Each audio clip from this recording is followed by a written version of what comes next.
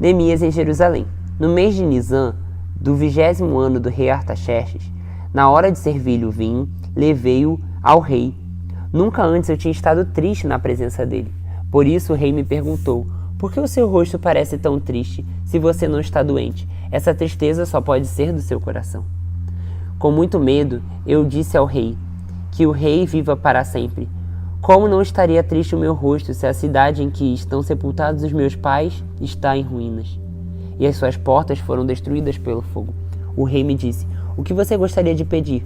Então orei ao Deus do céu e respondi ao rei: se for do agrado do rei e se o seu servo puder contar com a sua benevolência, que ele me deixe ir à cidade onde meus pais estão enterrados, em Judá, para que eu possa reconstruí-la. Então o rei, estando presente também a rainha sentada ao seu lado, perguntou-me: quanto tempo levará a viagem? E quando você voltará? Marquei um prazo com o rei e ele concordou que eu fosse. A seguir acrescentei: se for do agrado do rei, eu poderia levar cartas do rei aos governadores do Trans-Eufrates para que me deixem passar até chegar a Judá, e também uma carta para Asaf, guarda da floresta do rei, para que ele me forneça madeira para as portas da cidadela que fica junto ao templo, para os muros da cidade, para a residência onde irei ocupar. Visto que a bondosa mão de Deus estava sobre mim, o rei atendeu os meus pedidos. Com isso, fui aos governadores do Trans-Eufrates e lhes entreguei as cartas do rei.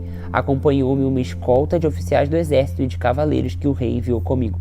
Sanbalate, o Eronita, e Tobias, o oficial amonita, ficaram muito irritados quando viram que havia gente interessada no bem dos israelitas.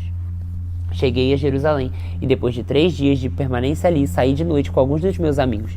Eu não havia contado a ninguém o que Deus havia posto no meu coração que eu fizesse por Jerusalém. Não levava nenhum outro animal além daquele que eu estava montado. De noite saí pela porta do vale na direção das fontes do dragão e da porta do esterco, examinando o muro de Jerusalém que havia sido derrubado e suas portas que haviam sido destruídas pelo fogo. Fui até a porta da fonte e do tanque do rei, mas ali não havia espaço para o meu animal passar.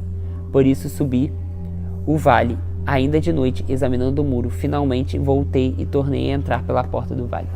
Os oficiais não sabiam onde tinha ido ou o que eu estava fazendo, pois até então eu não tinha dito nada aos judeus, aos sacerdotes, aos nobres, aos oficiais e aos outros que iriam realizar a obra.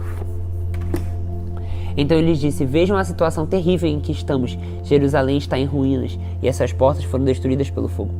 Venham, vamos reconstruir os muros de Jerusalém, para que não fiquem mais nessa situação humilhante. Também lhes contei como Deus tinha sido bondoso comigo e o que o rei tinha dito. Eles responderam: sim, vamos começar a reconstrução, e se encheram de coragem para a realização desse bom projeto.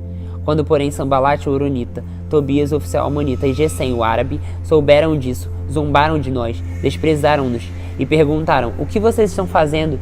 Então se rebelaram contra o rei? Eu lhes respondi: o Deus do céu fará que sejamos bem-sucedidos.